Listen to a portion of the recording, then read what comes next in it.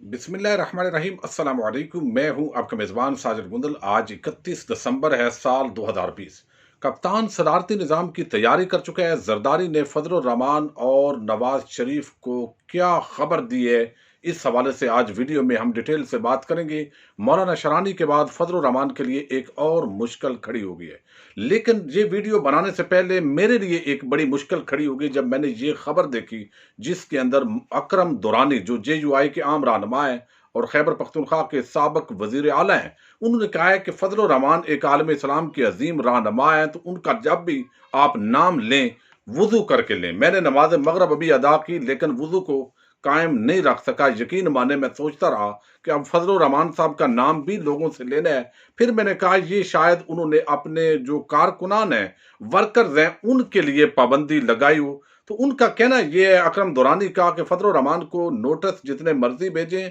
हम उन लोगों को भी देख लेंगे। मौलाना फजलुर रहमान की पार्टी और वर्कर्स उन लोगों से आने हाथों से निपटेंगे। जिस आदमी ने मौलाना फजलुर रहमान को नोटिस भेजा, आप उसका भी हाल देखेंगे और उस नोटिस का हाल भी देखेंगे। अब आप खुद अंदाजा कर लें कि मजहब के नाम लेवा, मजहब के नाम पर एक वज़ा कता रखने वाले लोग जब इस तरह की गैर संजीदा हरकत करेंगे कि पाकिस्तान का एक आईनी इदारा आपसे हिसाब किताब मांग रहा है, मनी ट्रेल मांग रहा है, आपका जायदादों के बारे में पूछा जा रहा है, आपके बेनामी अकाउंट्स के बारे में और मदरसे के अकाउंट्स की बात हो रही है, लेकिन उसका जवाब नहीं देना और इसके बजाय आप पूरे पाकिस्तान के इदारों को धमका रहे हैं और कह रहे हैं हम पूरे लश्कर लेकर आपके खिलाफ आएंगे। लेकिन फजलुर रहमान के खिलाफ एक तो मौलाना शरानी की मुहिम बड़ी कामयाबी से जारी है और हर जिले तक उसका नेटवर्क पहुंच रहा है और उसके असरात आप आने वाले चंद हफ्तों के अंदर देखेंगे। लेकिन एक और मुश्किल उनके लिए ये खड़ी हो गई है कि मौलाना समीउल हक का बेटा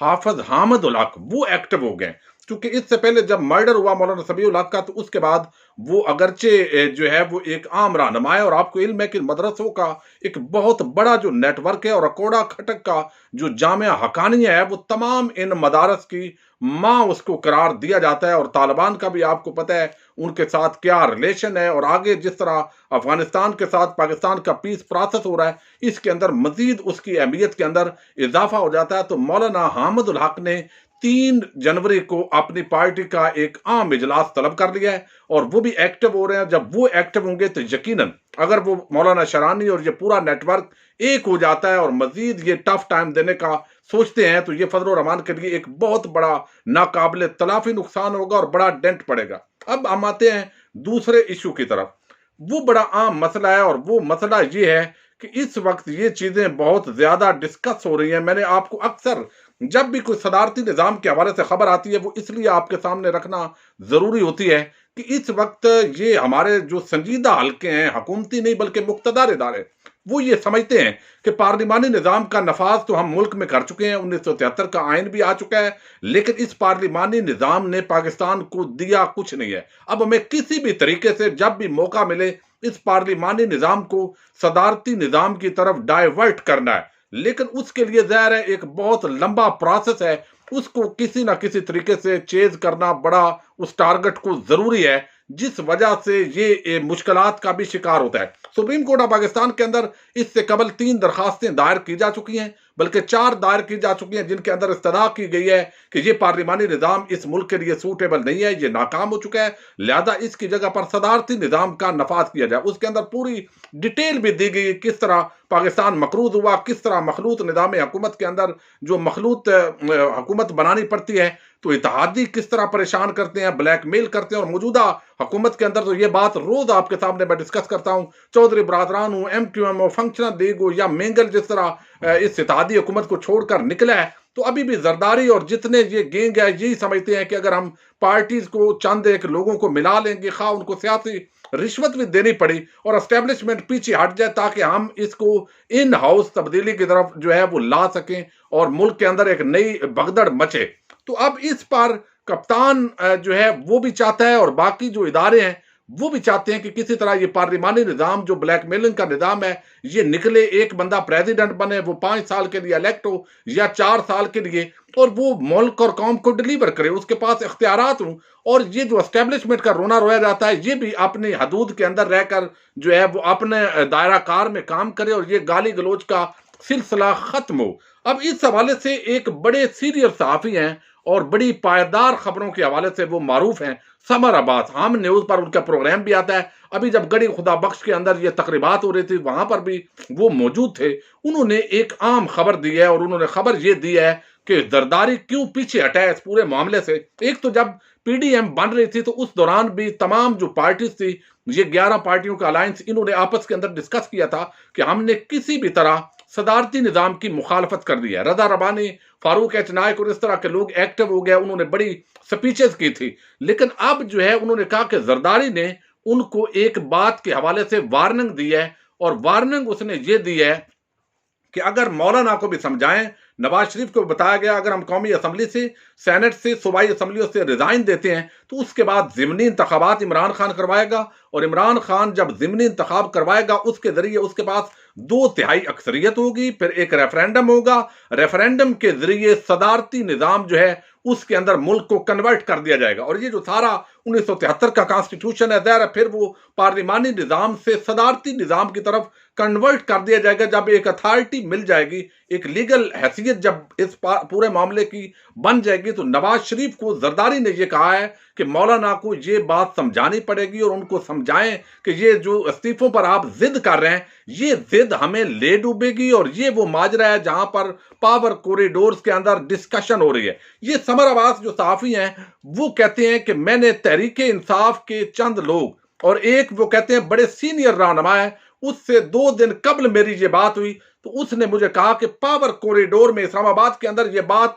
डिस्कस हुई है और ये बड़ा इसको संजीदा लिया जा रहा है कि अगर अपोजिशन रिजाइन करती है तो ये मुल्क के लिए बड़ी बेहतरी और यही इमरान खान के लिए एक उम्मीद की किरण है जो वो बार बार कहते हैं कि जल्दी जल्दी इस्तीफे दो, ताकि ये लोग अगर रिजाइन करते हैं इनकी जगहों पर इलेक्शन होंगी, इलेक्शन के बाद फिर जो है वो ये जो पार्लिमानी निजाम का खिंच खाना यहां पर खुला हुआ है, जहां ब्लैक मेलिंग है और रोज चोर डाकू लुटेरे इस मुल्क के इदारों को धमकियां दे रहे हैं, ये सिलसिला खत्म हो और सदारती निजाम की तरफ इस मुल्क को ले जाया जाए। वो कहते हैं कि मुझे ये तहरीक इंसाफ के एक आम लोगों ने बताया, ताकि जब वादे अक्सरियत होगी उसके बाद एक इजलास बुलाया जाएगा, रेफरेंडम जो है वो उसके हवाले से आगे प्रोसेस होगा। यकीनन ये प्रोसेस मुश्किल है, इसके अंदर मुश्किलात हैं, लेकिन अगर जिस तरह हमारे इदारे भी मुख्तदार इदारों के हवाले से अक्सर ये खबरें गर्दिश करती हैं और चूंकि ये ज्यादा पार्लिमानी जो पार्टीज हैं ये डिस्कस भी करती रहती हैं, अगर वो इस हवाले से संजीदा हैं तो यकीनन पाकिस्तानी अवाम को भी इस हवाले से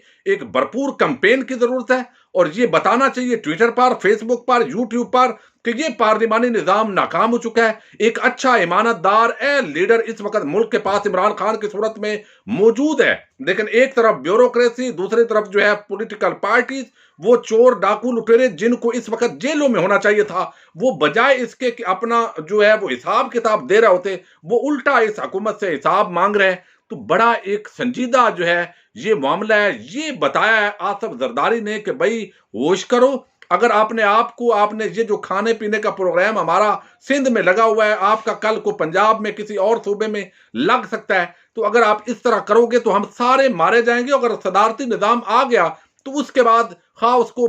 सदारती निजाम कहें, खा उसको इस्लामिक सदारती निजाम कहें, अगर इस तरह का नफाज होता है तो हम में से कोई भी नहीं बच सकेगा। वो कहते हैं कि ये समर अब्बास साहब कि ये बड़ी एक संजीदा जो है वो बहस हुई है और इस हवाले से संजीदा हल्के इस्लामाबाद के अंदर पावर कॉरिडोर में सोच विचार कर रहे हैं और इस हवाले से बात भी हुई है। तो उसके बाद जरदारी ने शातराना चाल चली है और इनको समझाया है कि आप अपने आप को तबाही की तरफ ना ले जाएं। तो उस पर अब जो इजलास होगा उसके मौके पर भी और अभी भी जो नवाज शरीफ से जरदारी की गुफ्तगू हुई, ये पैगाम मौलाना को भी दिया जाएगा, मौलाना को फोन पर भी दिया गया है और अपने वफूद के जरिए भी बताया गया है कि आप ये जो इस्तीफों वाली जिद है ये छोड़ दें और वैसे एक लॉन्ग मार्च की हद तक जो प्रेशर है या इस्तीफे अपने पास रखकर डराना धमकाना, ये चीजें चल सकती हैं। लेकिन अगर आप समझते हैं कि हम सारे असेंबलियों से बाहर आए तो आपका ऑलरेडी स्टेक नहीं है, मरियम का भी नहीं है, तो हम एक तो पीपल्स पार्टी ये नुकसान कर नहीं सकती और अगर करना भी पड़े